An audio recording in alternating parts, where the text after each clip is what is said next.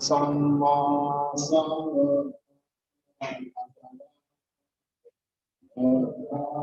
bhagavata vācāmi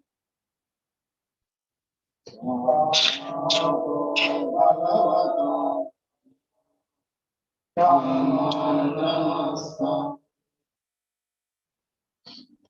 upasapano bhagavato sāvakasammo sammam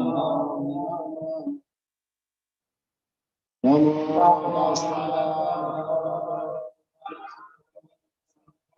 sambuddhassa namo tassa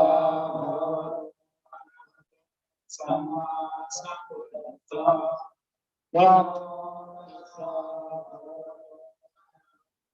samma sambuddhassa iti swaha samma sambuddhassa vedācara samma sulakkhavido ātaro purisathammasārati sāttādeva manusāna tōyo bhagavate namo tassa samma sambuddhassa eca buddha ekāca esa buddha anāgamo vācāmanācāye buddha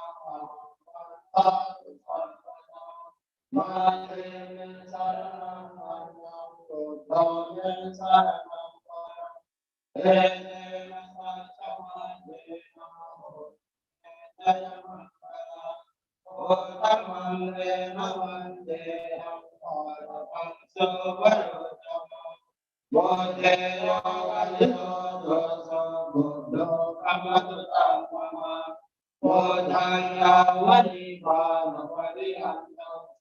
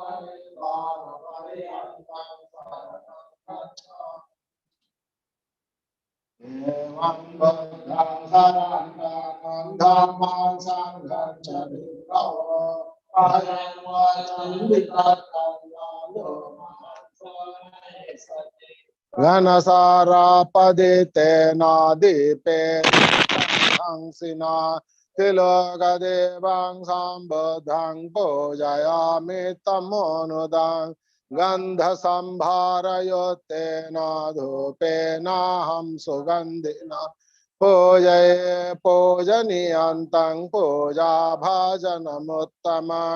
वर्णगन्धगुणोपेतां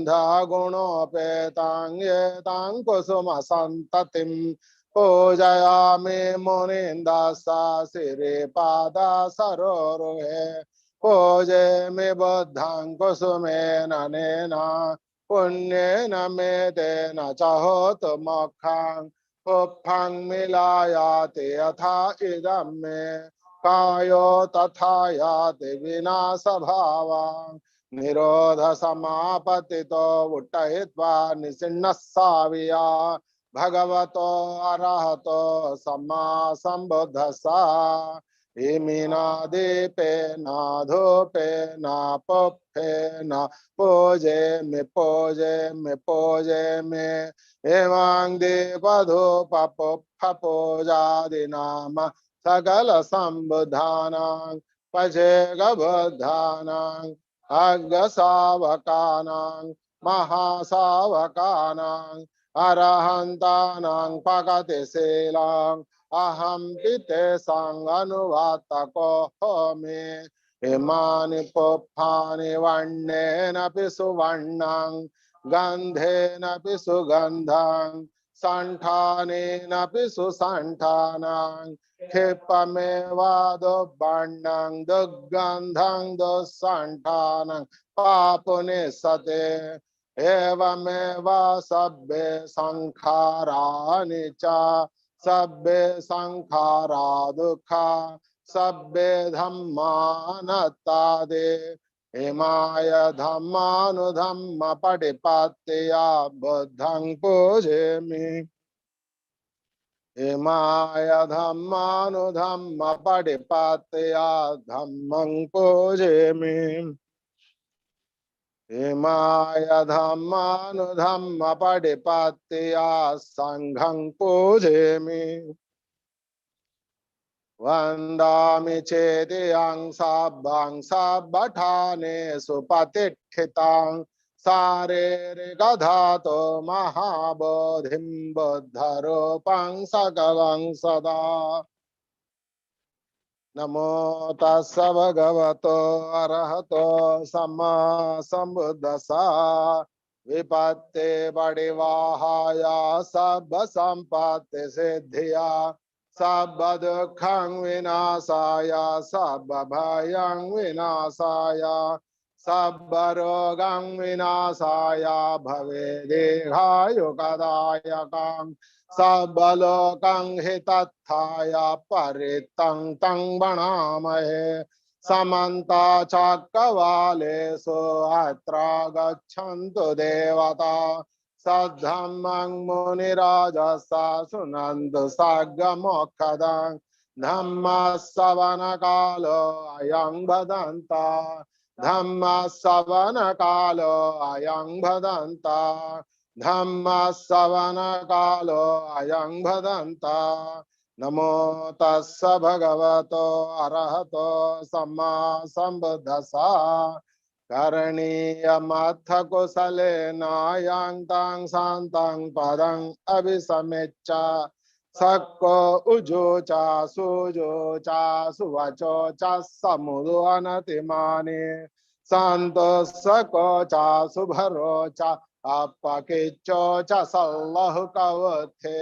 शान्तेन्द्रियो च NEEPCO च अपगभ्यो कुलेषु अननुगीतो न च कुदं समाचरे किंचेयेन विඤ्ඤो परे उपवदेयम् सुखिनो वाखेमिनो हन्तु सभ्ये सत्ता भवन्तु सुखिताता एके चिपाणभूतात्थे तसावाथा वरावनवशेषा दीर्घावा एव महन्ता वा मध्यमा रस्सकाणुकथूला देठा वा एव देठाय च दूरे वसन्ति अविदूरे भूता वा सम्भवे सेवा सभ्ये सत्ता भवन्तु सुखिताता न परो परं निकुब्बेथा नातिमन्येत कत्तचिनं कञ्चे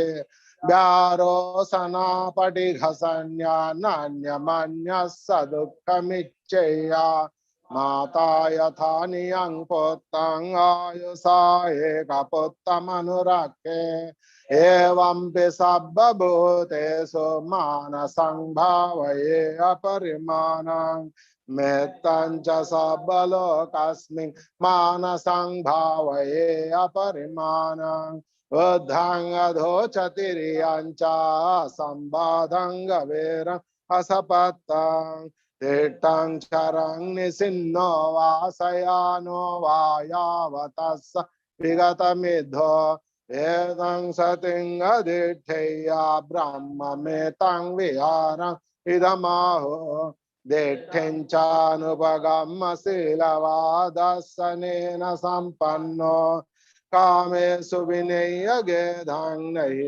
जातो गभ्भसय्यं पुनरेदिदे दुःखापता च निर्दुःखा भयापता च निर्भया शोकापता च निःशोका हन्तु सभ्येऽपि पाणिनो एतेन सच्च वज्रेण शुद्धिनो होतु सर्वदा एतेन सच्च वज्रेण होतु नो जयमङ्गलम् एतेन सच्च वज्रेण पातु नो रत्नत्रयम् नमो तस्स भगवतो अरहतो सम्मा सम्बुद्धस्स बाहुं सहस्रमभिनिमितसायुधान्तं गिरिमेखलं उदितघोराससेन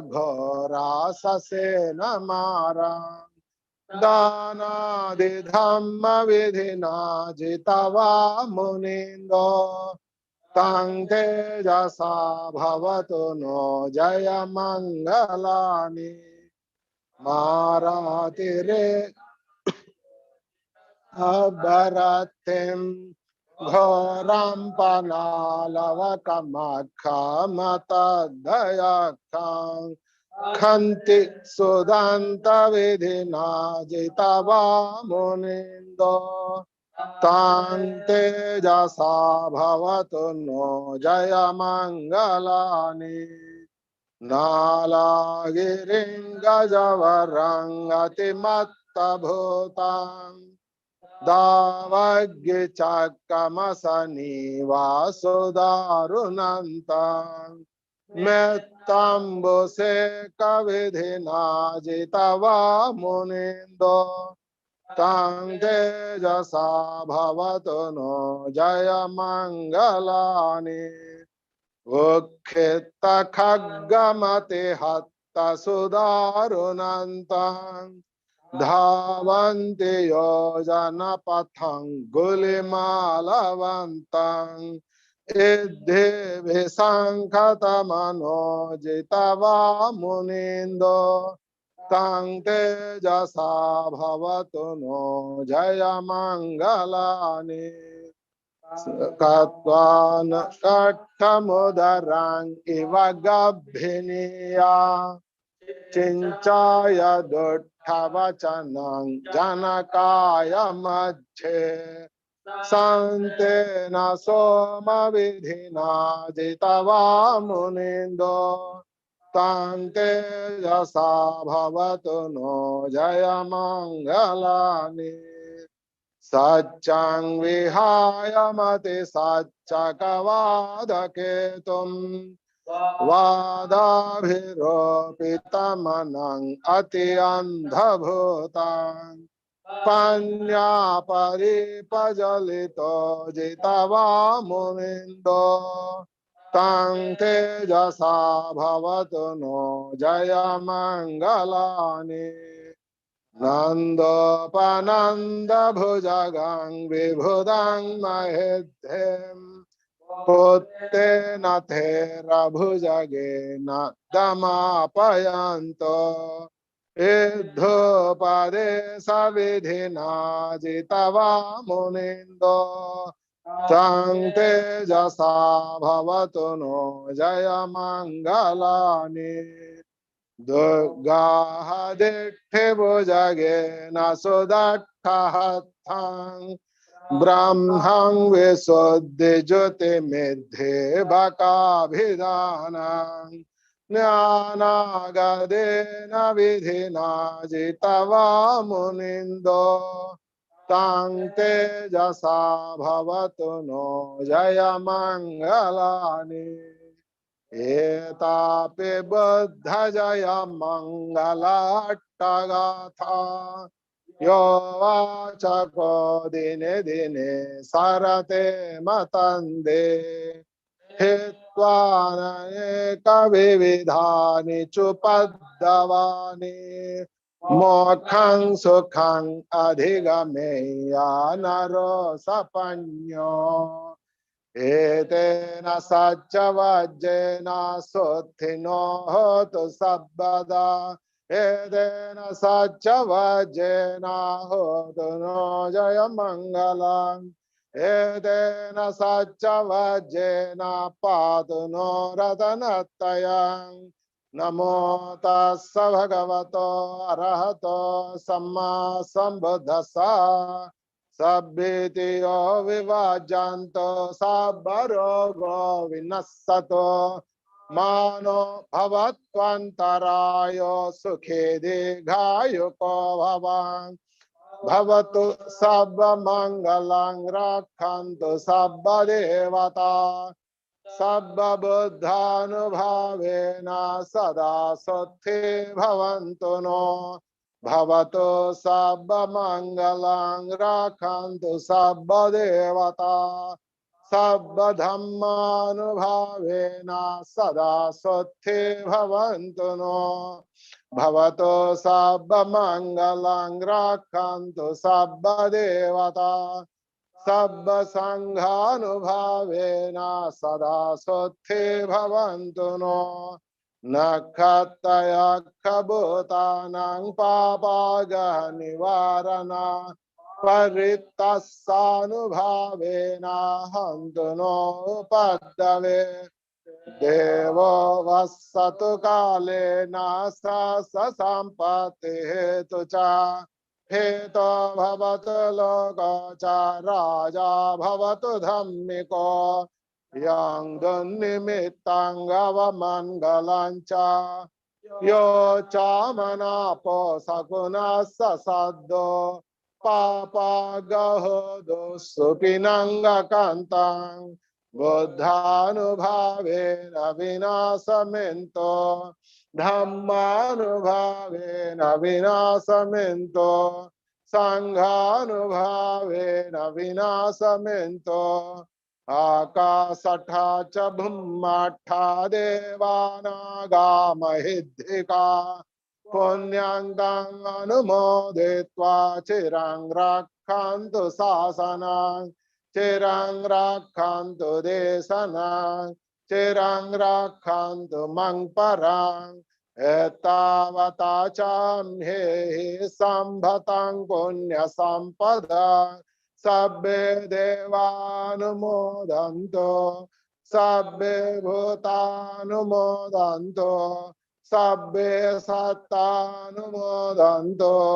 सब्ब सम्पत्ति सिद्धिया निब्बान सम्पत्ति सिद्धिया इदं नो ज्ञातीनां होतो सुखितान्तो ज्ञातयो इदं नो ज्ञातीनां होतो सुखितान्तो ज्ञातयो Idang no nyati nang hoto sugita hontu nyatayo sabbe buddha bala patta pace kanan cayang walang arahantanan ca tejena rakhang bandhami sabbaso sabbe dhamma bala patta riya saccanan cayang balang Dhammacakasa tejena rakhang bandhami sabbaso sabbe sanghavala patta vimuttanan cayang balang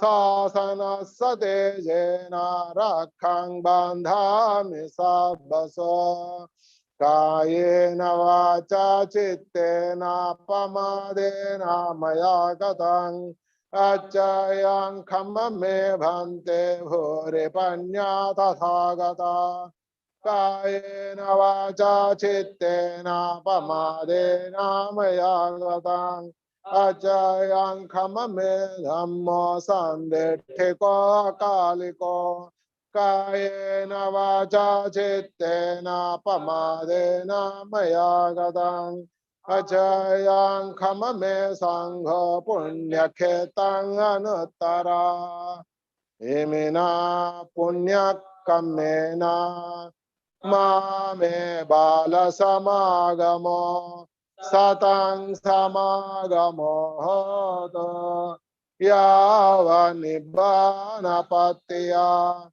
idang me punya kamang asavakhayang vahang hoto sabadukha pamuccato nibbana sapacayo hoto sadhu sadhu sadhu.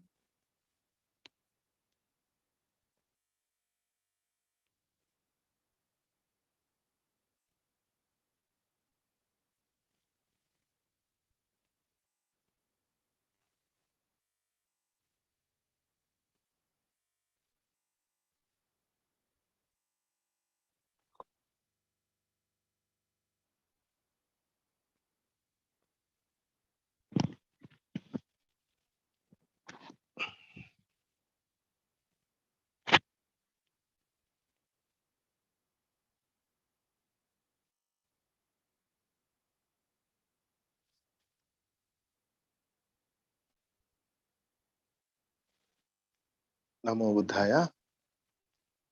Welcome to one and all who are online and offline.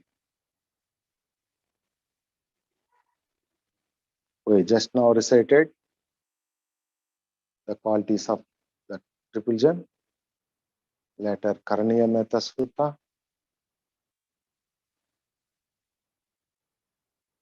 and Jai Mangala Gatha. Now it is time for meditation. Later there will be discourse in English. Later QA session. So first of all, let us do meditation.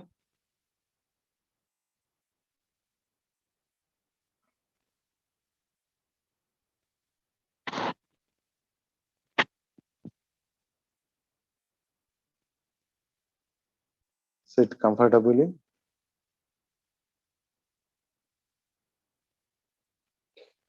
Keeping your neck and head straight as possible.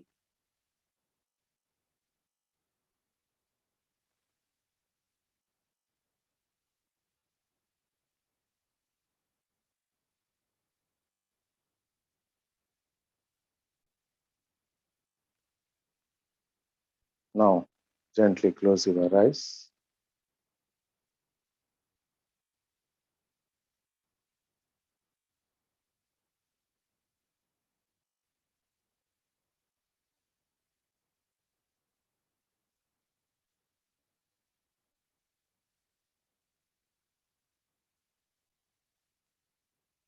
Now observe your incoming and outgoing breath.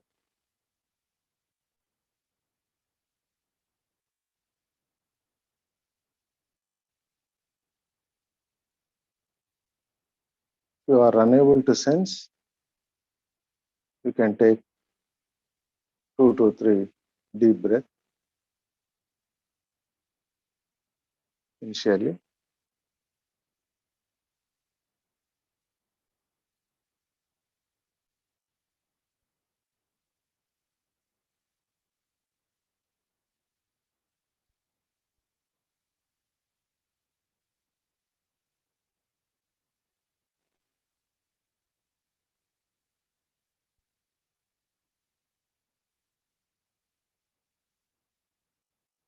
Later, observe your incoming and outgoing breath.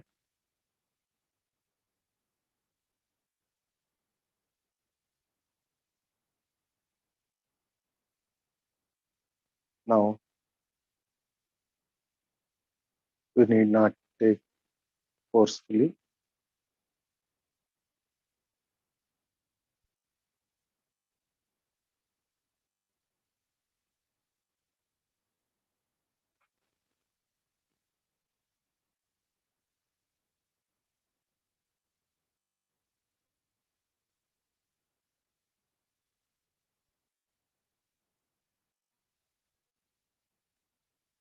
You need not to alter it. Just observe as it comes and as it goes.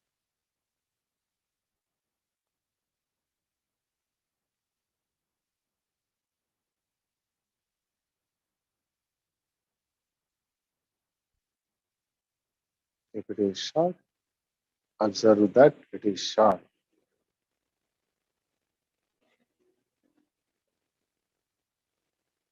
If it is long, observe as it is.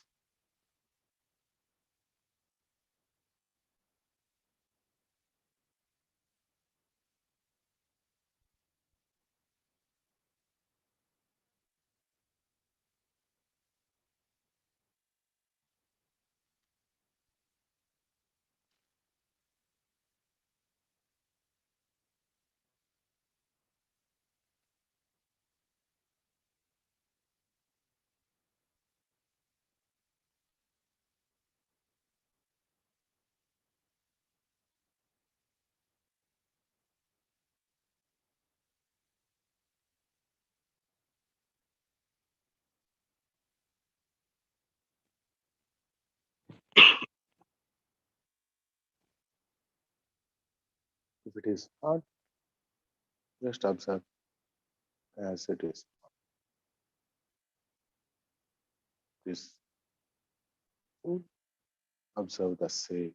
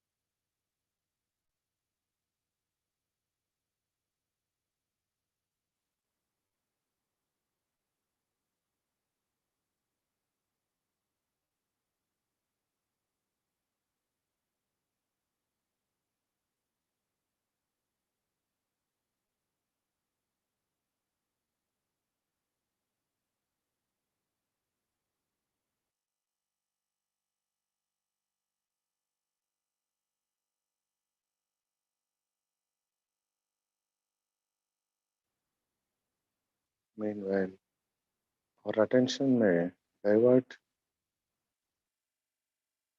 to various ideas, hopes, concepts.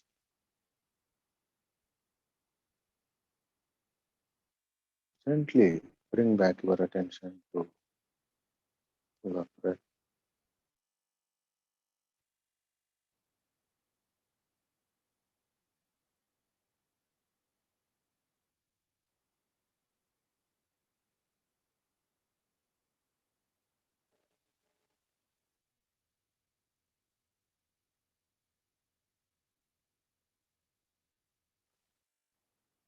Mind's nature is like that. It distracts.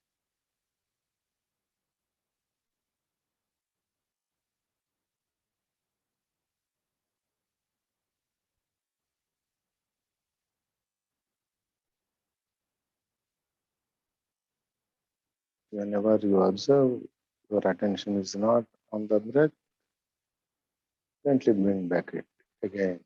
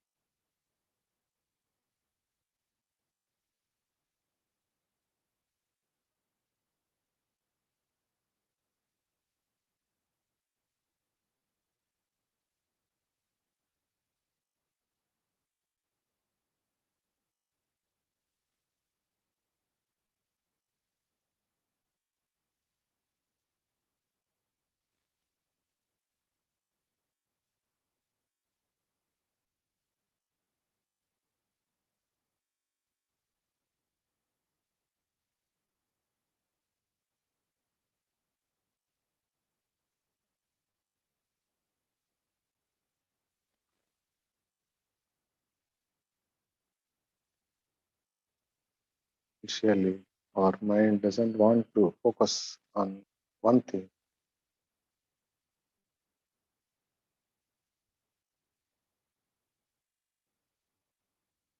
You bring it again and again back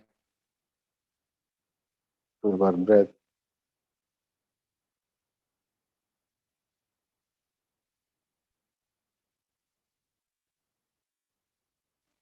Then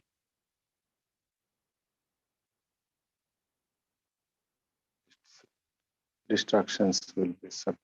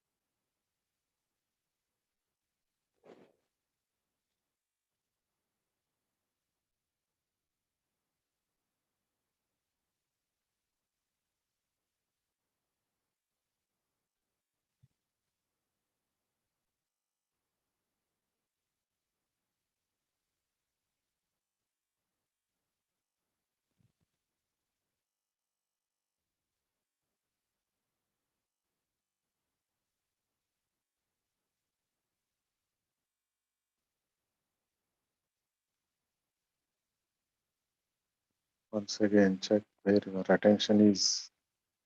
If it's elsewhere, just bring back to your breath.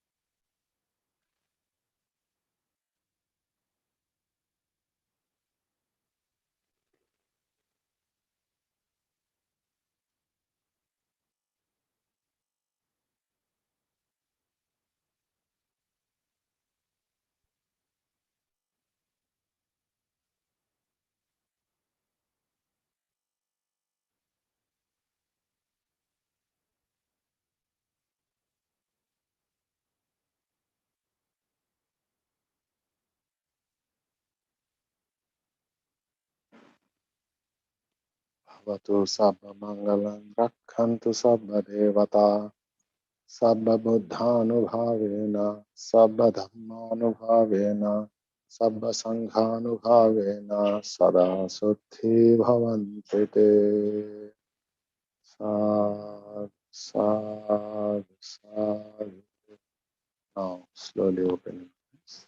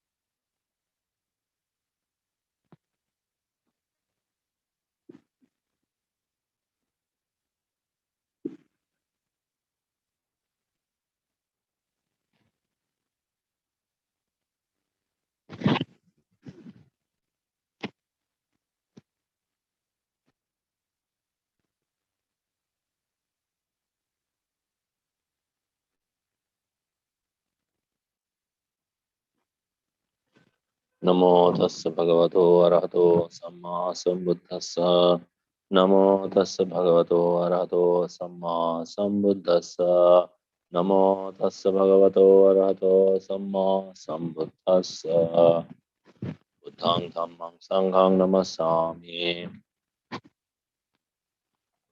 Good evening and welcome to one and all those who are offline and participating online as well.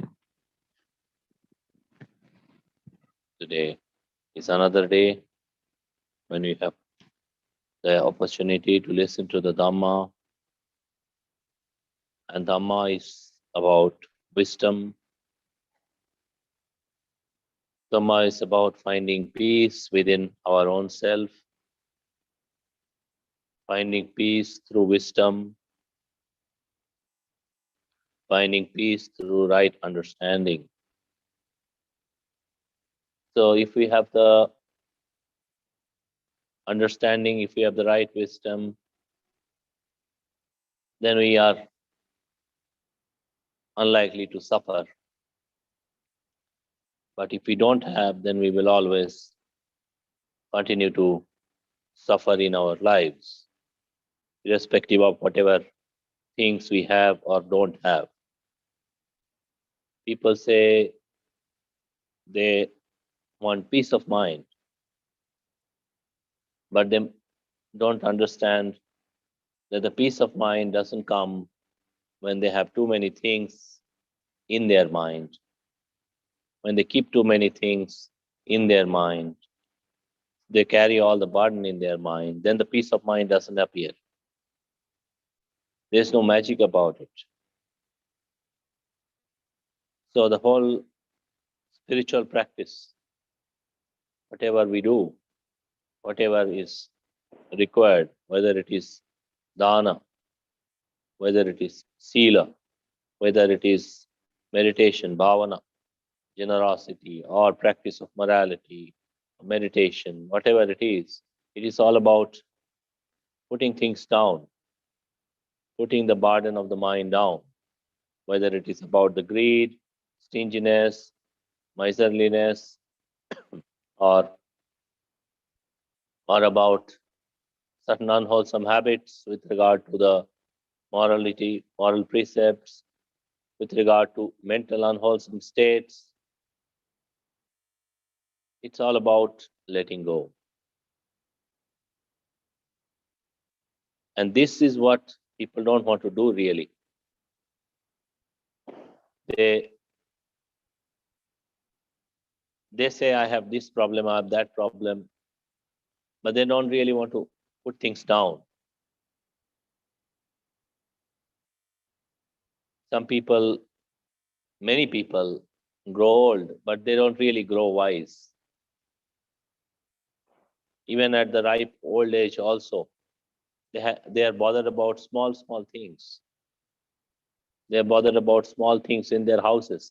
They're bothered about small things about other people. They don't really understand.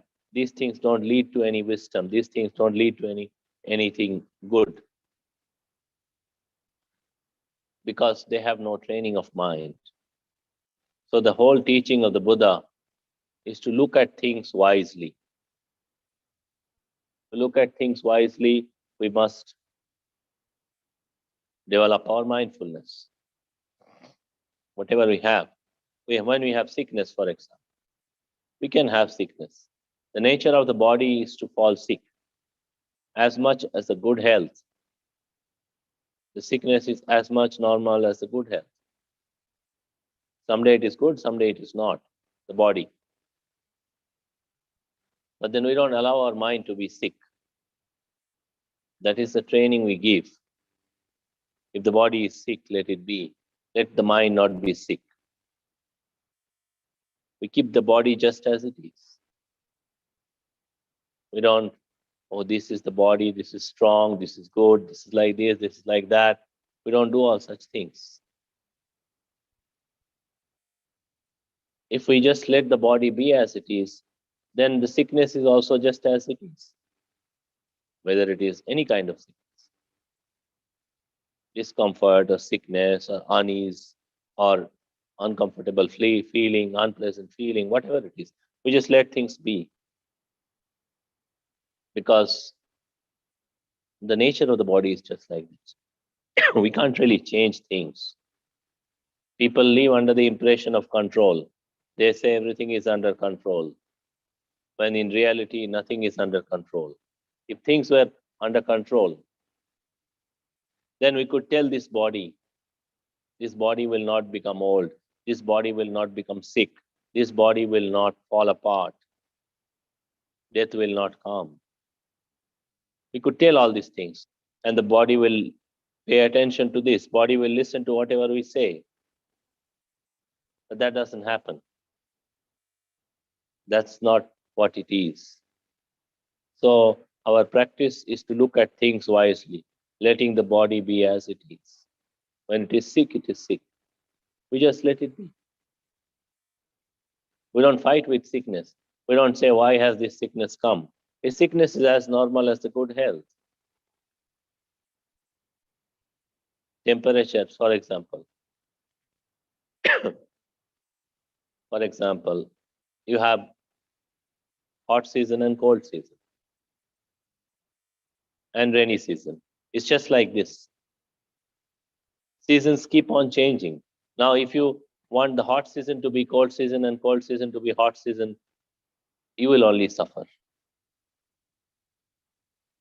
Season will not change, you will only suffer. Similarly, you want the body to be perfect. You want the body to be always healthy and never to fall sick. You will suffer. Nobody else will suffer. So our practice is to look at things wisely.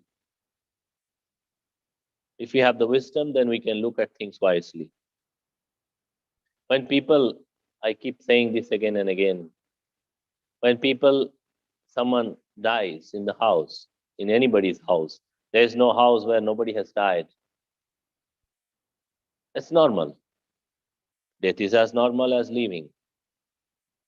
And people, when somebody dies in the house, then people cry and lament. And then after that, they say, okay, now take the dead body out. That's the biggest irony.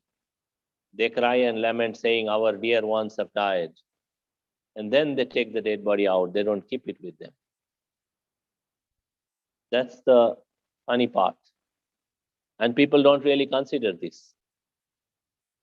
People say it's like this. It's not like this. It's our ignorance that tells us it's like this. If you really need to be crying, if one needs to be crying, then one should be crying when someone is born. That's the time when all things start. When people are born, they're born with inherent potential to fall sick and die and become old and suffer. That's the nature of birth. When we come here in this world, we bring all these things with us. That's where nobody cries. That's where everybody laughs. Only the poor baby that's born, baby only cries. Nobody else cries. Nobody else contemplates this. That birth, when the birth is there, suffering will be there. It is unavoidable that after being born, people will not be subject to suffering. But when they die, then they make much of a fuss. Why has this person died? Why has this person died? But wasn't it always, it's like buying a new car. When you buy a new car, you don't really look at it correctly. You say, my car should run well. But isn't it always the case that after some years, car will grow older and it will break down? It's just as simple as this. But then people don't really look at this side of things. So when they are obsessed, they want to pick up the happiness. And the way they pick up the happiness, suffering comes along with it. Because they have no wise attention to things. For example, people who come here in this hall, they look around. This is good, this is not good, this is beautiful, this is not beautiful. They make too many calculations. And then after making those calculations, then they go away. They don't really understand the purpose of this one. The purpose of this hall is to make our mind peaceful and quiet. That's all. So whatever people can't do other times, too much of liking and disliking, if they can't put them down, then that's why they should come here. Put things down. That's the purpose of the hall. When people have wisdom, then it is easy. If they don't have wisdom, then they are always struggling. If they have good health, they are struggling. If they have bad health, they are struggling. If they have wealth, they are struggling. If they have no wealth, also they are struggling. Why? Because they don't really know what to do with these things. They have no idea. So the Buddha told us to practice the Dhamma, to have the right understanding. to develop the wisdom. The body, nature of the body is to change, to understand that correctly. So not to make wrong assumption about the body being strong, body being powerful, body being beautiful, body being ugly, not like that. Just this lump of blood and flesh, subject to change, not going to remain like this. When we have this wisdom, then we don't really struggle whether it is healthy or whether it is sick. It's just like this.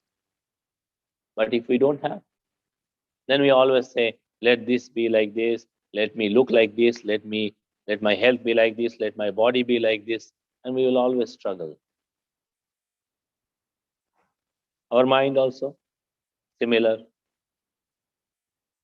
We have many feelings in the mind, pleasant, unpleasant. Whenever we come across the pleasant ones, we are overwhelmed with our attachment to these pleasant feelings. So our mind has no balance. Then it's grasp at it. Oh, this is good, I want this only. I don't want it to change. And then it changes. Then we struggle. Why has it changed? Why could it not remain like this? But it was always going to change. It was never going to be the same. So the body, the mind, just like this. But then we have to have wisdom to look at it correctly. That's why we practice the Dhamma. We cannot look at it correctly just like that. Our mind should be peaceful enough to be able to understand, reflect the true nature of things. If you have, say, if you are boiling water, there are water whole in a bowl, in a cooking vessel.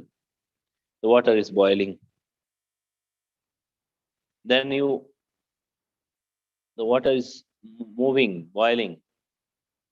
You can't really see it clearly, what is happening. If you allow it to cool down, when it cools down, when it becomes still, then you can see what is there inside the water. So if we keep too many things and too many likings and dislikings, our mind is also like the boiling water. It has not cooled down. No coolness in the mind. So that mind has no wisdom, isn't capable of seeing things correctly. So our practice of dana, our practice of sila, our practice of meditation, all this is to cool down the mind. If we have greed too much of it, and we don't want to share anything with anyone, and we always struggle, it is mine, it is mine, it is mine, whole day, whole night, we struggle like this, then our mind is boiling. Then we share with other people. Let other people also share. Let other people also have some of it. Why do I need to struggle like this? And then when we share, then all this boiling reduces. Boiling of possessiveness, boiling of greed reduces. If we have the unwholesome habits, then we put them down by practicing sila. Then our boiling of unwholesome habits, whether it's coming from violence, coming from untruthfulness, coming from misconduct, coming from taking others' properties, stealing, etc. All these wrong actions, whatever agitations may appear, that will reduce, that will subside when you are following the sila. then the mind has peacefulness. When we practice meditation with a mind, with a developed mind, with a well-settled mind, then mind gains further peacefulness. Whatever smaller and more subtle unwholesome factors that are there, that also reduces. So then we can see things clearly.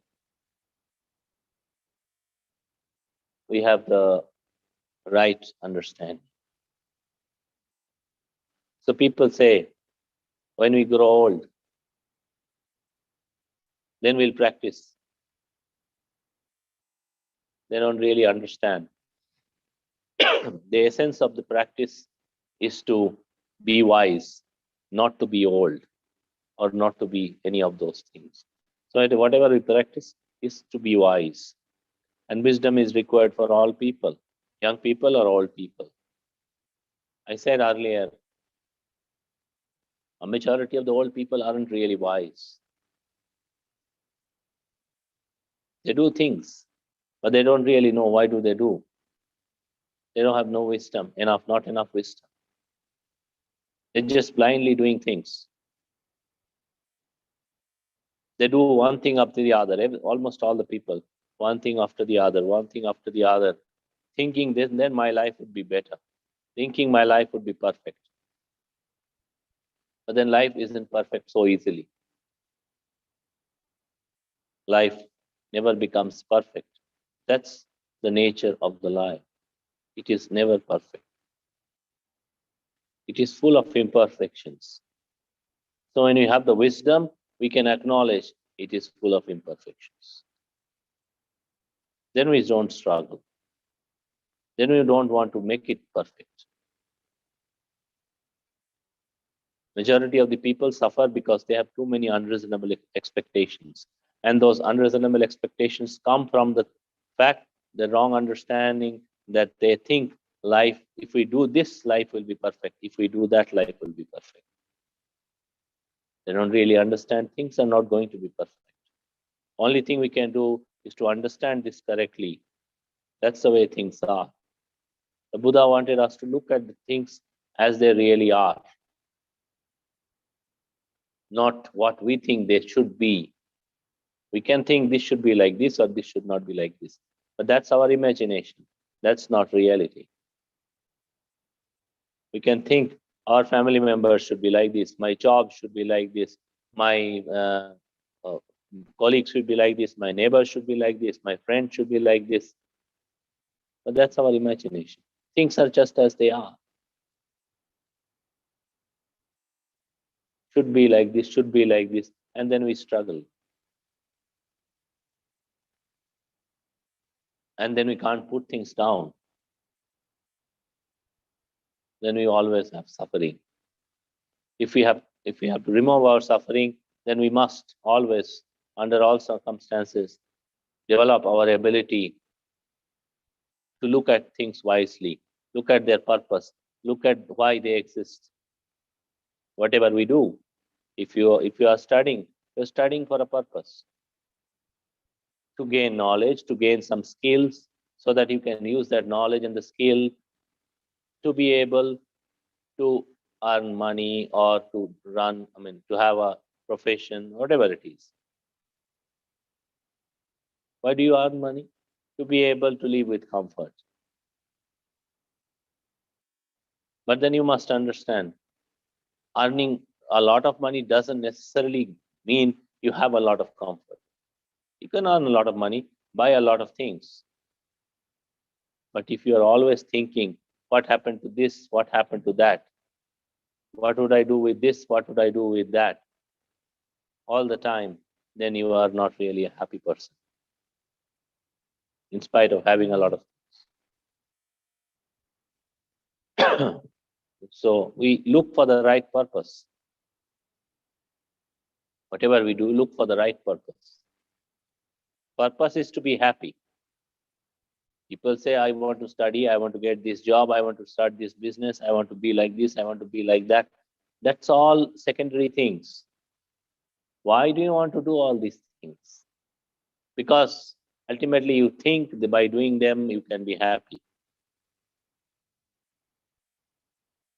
So keep happiness in your perspective. Don't lose the perspective of happiness. And the perspective, how do you keep that? Then you must understand the happiness, the real happiness comes when we are able to look at things wisely, not by having them. People say, I want to have 5 cars, 10 cars, 20 bungalows, whatever it is. It is okay to have 10 houses, but to maintain them, it's always a big headache. They don't really look at them. When people say, we don't have children, we want to have children. After having children, after some years, the same children they fight with. Because people don't really know. Having children doesn't guarantee happiness. Not having children doesn't guarantee happiness. It's not about having children or not having children, having this or not having this. It's about knowing things correctly, that their nature is to change. They are not really dependable. We can't keep them like that. We have to always look at things wisely. That's our whole practice.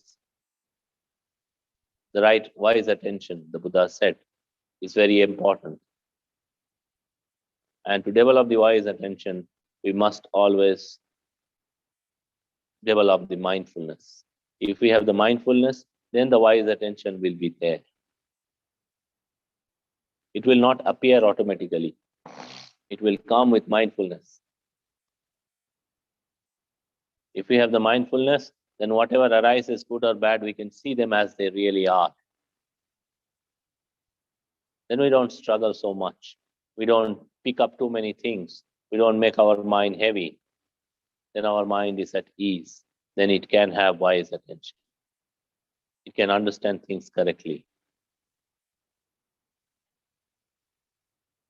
So the whole purpose of the practice is to develop more and more mindfulness, more and more wisdom. And to do that, we have to keep at it. People, when they come and say, I want to practice meditation, and then when we tell them you do meditation like this, and then after some time they say it's too difficult, I can't do, and then some of them run away.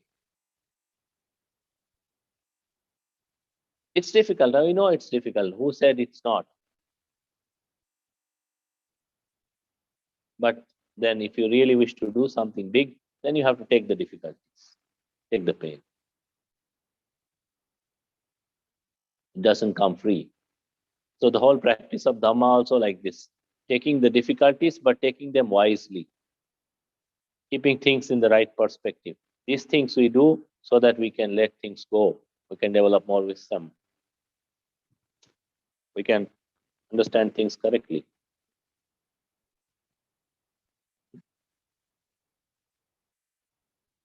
That's all.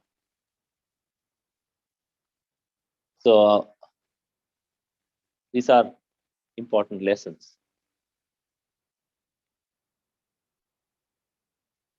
When we can keep them in our mind, then we can make our practice better.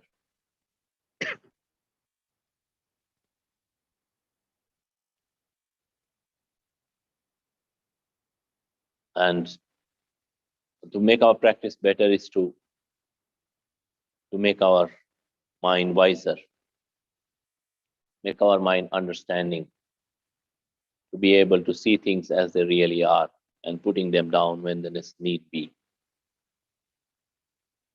That's all we offer you for your contemplation and practice, and we will conclude the Dhamma discourse today. Yeah.